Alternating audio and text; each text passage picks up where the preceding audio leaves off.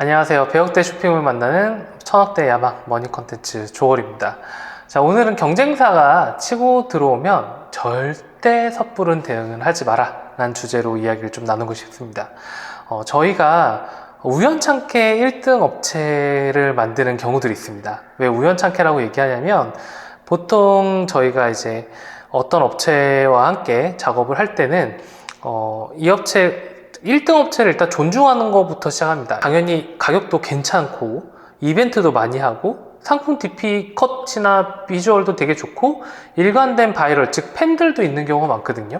그런 경우에서는 1등을 존중해야 됩니다. 1등을 존중하고 1등이 미처 못 보는 사각지대라든가 틈새 부분에서 일단 우리가 이득을 취하거나 이쪽 부분이라도 우리가 장악을 해서 큰일은 나중에 도모하자. 즉 1등이 원래 가지고 있었던 강력한 바이럴, 아니면 예쁜 DP, 상품 기획 능력, 가격 등등 인원 등까지 포함해서 그런 걸 절대 따라할 수가 없다라고 인정을 하기 때문에 저희는 애초에 시작할 때 신생업체 같은 경우는 당신이 1등이 될 수 있습니다 라고 얘기를 안 합니다. 혹은 1등이 안 보는 곳에서 하세요. 심지어 어떤 경우까지 있냐면 저희가 이제 의뢰를 거절하는 경우에는 1등이 너무 막강할 때도 의뢰를 거절합니다. 여기에서는 틈새가 보이지 않는다. 제품 재질도 똑같고 그런데 이쪽 광고비까지 미친 듯이 쓰기 때문에 당신 여기서 살아남을 수 없어. 그러니까 포기해 라고 하는데 1년 후에 저희가 그런 의뢰를 다시 받아들인 경우가 있죠. 어떤 경우냐면 이 1등 업체가 딴짓을 하거나 이쪽으로 이제 신경이 이제 안 쓰고 여기 1등이라 생각하면 사람 방심을 하겠다 나름의 사업도 사람하고 똑같은데 사람이 내가 여기를 다 먹었다고 생각하면 방심을 하게 돼 있거든요. 그럼 초심을 잃는다고 표현을 하죠. 그래서 이제 뭐라고 표현해야 될까, 그때는 빈틈이 생겼으니까 이 사람들이 이미 사업 파트가 원래 한 개만 하다가 3-4개로 늘어났고 이 3-4개에선 다 신생이기 때문에 이 신생인 거를 해결하기 위해서 원래 있었던 거를 다 캐시카우로만 쓰고 여기로 돈을 다 쓴단 말이에요. 그럼 돈을 다 쓰다 보면 여기가 텅텅 비어요. 본진이 비기 때문에 이때는 노릴 수 있겠습니다 라고 해서 의뢰를 진행하는 경우도 있습니다. 자, 여튼 그런데 오늘 얘기하고 싶은 거는 여러분이 만약 1등인데 이제 언제나 위기에 닥쳐 있잖아요. 왜냐면 내가 잘 팔고 있으면 어떤 사람은 내가 돈을 아예 안 벌 생각으로 하고 들이닥치는 경우도 있고, 아니면은 저기가 나는 매일매일 전쟁 같은 하루를 보내고 있는데 이 업체는 이게 너무 멋있고 달콤한 성처럼 보이니까 막 들어와가지고 꿀단지를 막 파내려고 하는 사람이 있을 수도 있겠죠.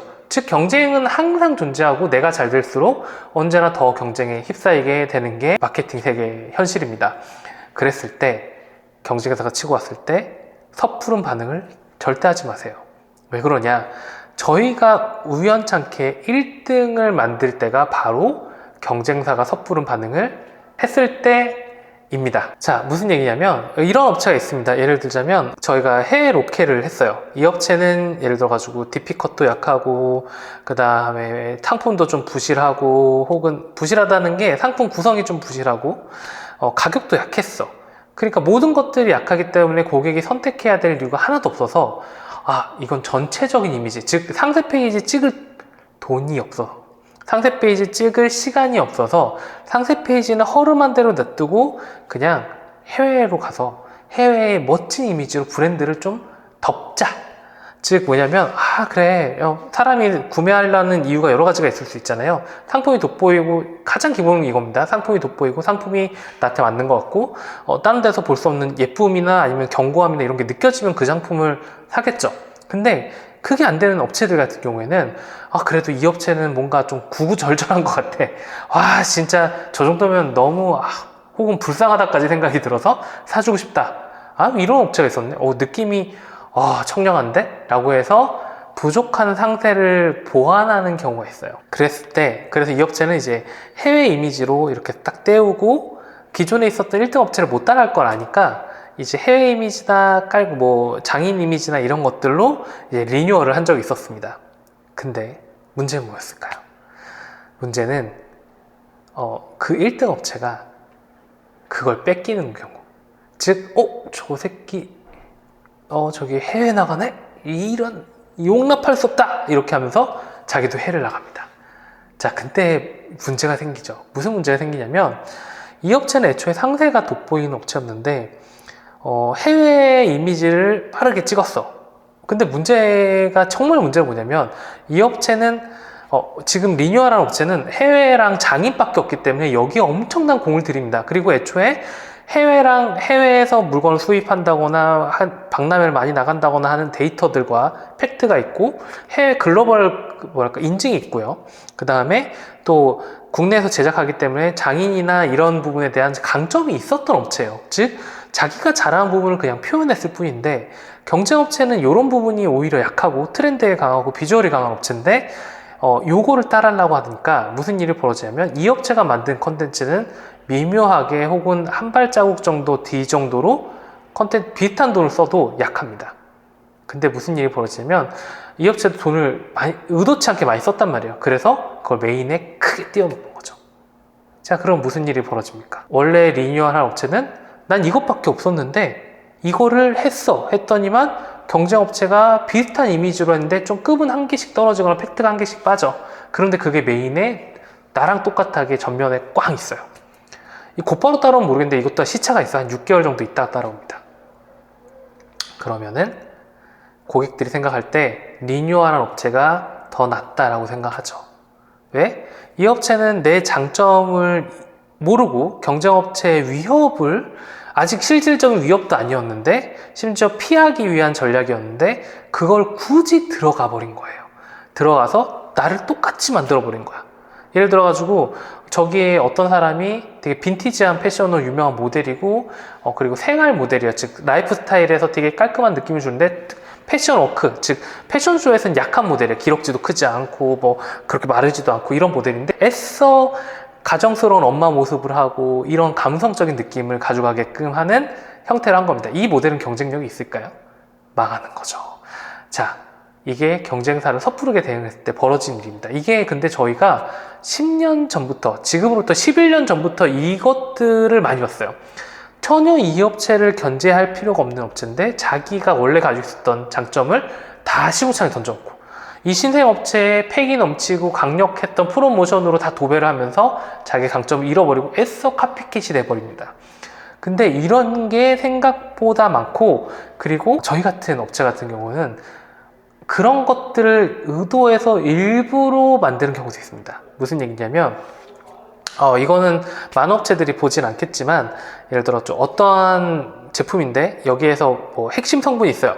이 성분을 빼면 되게 괜찮은 제품이에요. 근데 이 성분에 대한 이름으로 이제 네이밍을 하는 거죠. 예를 들어가면 남양우유가 그런 것들, 카제인 나트륨에 대한 얘기를 했던 것처럼 카제인 나트륨을 뺀 우유를 우리가 출시를 하고 카제인 나트륨이 있는지 없는지 확인해 보셨어요? 라는 마케팅을 합니다. 그리고 근데 여기서 핵심은 뭐냐면, 우리가 남양우유나 뭐 프렌치 카페라는 이름 다른 게 아니라 제로 카제인 나트륨이라는 이름을 걸어버리는 거예요. 혹은 네버 카제인 나트륨이라는 이름을 걸어버리면 무슨 일이 벌어지냐, 경쟁업체도 잠깐만 나도 그거 없는데, 근데 쟤네가 좀 위협적으로 광고를 하고 고객들이 이제 카제인 나트륨 있는지 없는지로 이 제품을 평가하기 시작했어. 그러면은 사람들이 어떻게 생각하냐면 나도 카제인 나트륨 없습니다를 제일 위에 띄우는 엄청난 실수를 하게 됩니다. 왜? 그 순간 네버 카제인 나트륨이라고 제품명이 딱 새겨진, 그리고 그걸로만 집중되어 있는 제품을 전혀 대응을 못하죠. 즉 그런 정보들로 인해서 이 업체는 원래는 그냥 틈새 이런 성분까지 따져보시는 분은 우리 거 사셔야죠 하는 틈새 시장을 누렸지만, 모두가 다 얘기한 순간 이건 틈새가 아닌 게 돼버리고, 그러다 보면은 모두가 이 업체를 대세로 만들어주는 어이없는 일이 벌어집니다.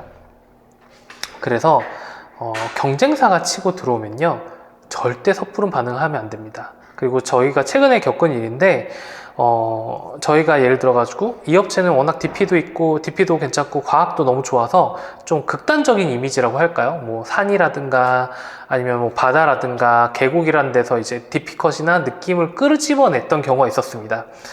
그런 경우에도 이제 이 경쟁업체가 화들짝 놀란 거예요. 잠깐만, 쟤네 뭐지?